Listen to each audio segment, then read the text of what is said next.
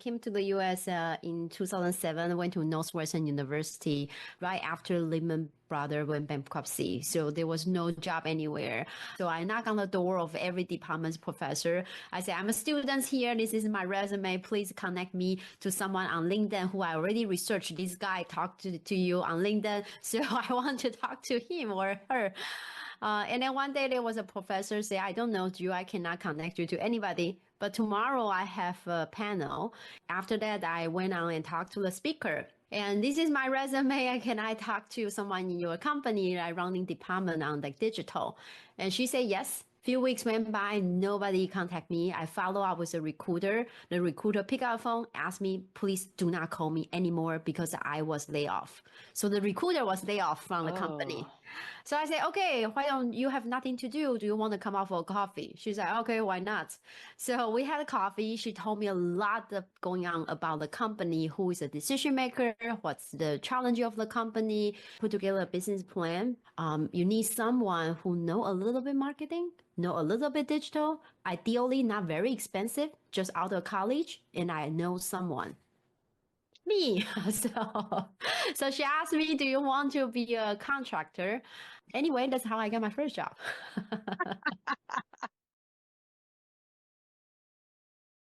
Did I hear you say you printed out a list of 2,000 alumni and started calling them all? Yeah, and then my English was so bad, I didn't know even how to talk to them. So I went to a senior care center near campus, and I practiced my interview with those seniors because no one will judge your English as long as you spend time with them. So that's how I did my interview practice. Oh my My 93 years old, her name is Connie. She's from Japan. And I still remember she will put the soy sauce into the oatmeal because she said that's how she eat breakfast back in Japan. So Okay, so if you learn nothing else, if you want to, be like a true Japanese oatmeal eater, you're going to want to put soy sauce in that. Got it. Check. Target hired me. I remember that they asked me if I want to move to Minnesota. I didn't want to, but I said. No, actually, I have no desire to go to Minnesota. Thank you. Yeah, but thank you, but yes. So they say, you know what? My career goal at the time was coming to Silicon Valley because I quickly discovered when I was doing digital, every cool stuff since people were talking about Silicon Valley. So I was looking for a job in Silicon Valley, but Target came to me and they say, hey, Target is cooler than Sears and Kmart, so you should come join Target. So I accept the offer. I went to Minnesota. They called me. Anya, I remember you said you don't want to come to Minnesota. I said, yes. They say, you know what? Your manager's role was opening, but now I found a guy. But the guy should be based in San Francisco and he doesn't want to move to Minnesota. But now, since you have a manager there, you can actually work there. And that's how I actually moved to the Bay Area by saying yes to something that wasn't relevant to the Bay Area yet at all. And from there, I helped Target to build their tech office here in the Bay Area. McDonald's come to me. They say, it's amazing. You launch your tech office here for Target. You launch your apps. You won 11 award, best app of the year by Apple. Can you do the same for our e-commerce team? We want to launch something for food delivery globally, and you will be able to do similar things and help us launch an office here. And that's what I did. Today in the US, there are 30% of us businesses were founded by female, at least one of the founding members female. In the US, 50%. And in the Bay Area for tech companies, 30%. Okay. However, for VC-backed company, for VC money, only 1.8% goes to female-founded company, 1.8%. It's actually down from 2 years ago, 2.1%. So it's not 18%, it's 1.8%. It's a crazy amount number. I remember months ago, I went on startup competitions, and one of the finalists was on the stage with thousands of people. I said, wow, nice dress, nice hairs. And I also love your accessories. This is amazing ring. She wear a ring. Mm-hmm. And she was like, I'm not married. And I wear this because research shows women who are married, people trust them more because someone trusts them. That's why I wear the ring, go on competition. I was totally in shock. What? I know there's only 1% of money goes to women's company, but I don't know even, and she is a white woman who has 15 years of career, who are very, very successful. Even she will have to put on the ring for the competition. If people, the world only give me opportunity because I'm a minority, if only minority will give me opportunity, then so do it.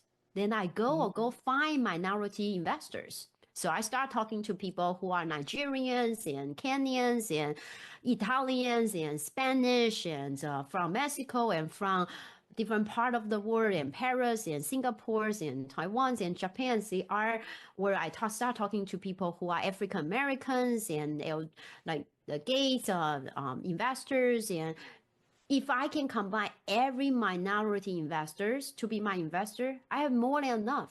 I am majority. Throughout my career in corporate, there are some tips to share to people. For example, people tend to assign a miscellaneous word to women. And the best way is not actually saying no because people hate you. Like you're like, hey, Anya, can you order lunch for us tomorrow? Hey, can you host a holiday party for the office? It's kind of hard to say no, but what you can do is you say yes, but then you start putting together a rotation plan. Yes, I will help. But then, okay, let me organize it. Okay, week 1 is this person. Okay, Jay, you will do this. Week 2 is this person will do this. Week 3, you're organizing, but you don't do it yourself. You're organizing, so you plan as project management. People hate women to promote themselves. So always amplify each other's. And this next time when you're on podcast, you have as a host to introduce you versus introduce yourself. When you are in the meetings and you say, okay, great job, Stephanie. I really agree. And I want to echo Stephanie's point of view. You help her, she will help you. And then amplify. People don't want to hear you promote yourself, but they will listen to you when you promote others. Majority people, and when they are on weekend, like guys, they actually hang out with co-workers on weekend, while women tend to hang out with people who are nothing to do with their work on weekends.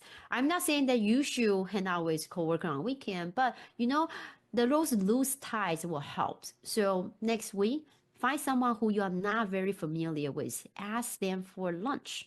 Just a simple step. The loose tie will be able to give you insights and like secrets in the office or industry that can help you. So invite someone who you are not very familiar with next week for lunch.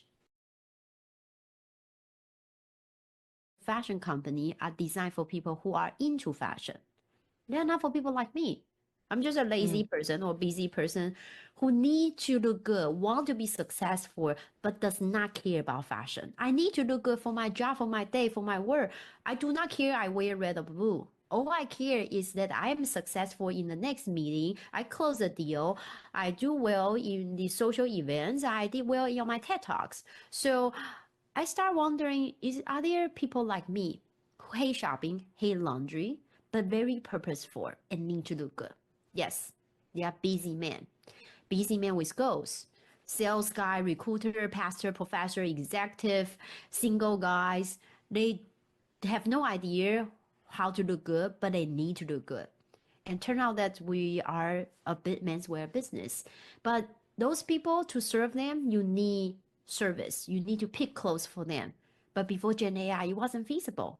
You have this why celebrity had stylists, right? You have to hire someone, spend hours and thousands of dollars and buy the clothes and someone style you. But now with AI, 3 seconds, AI can pick perfect outfit and become your personal stylist. And that's how we started.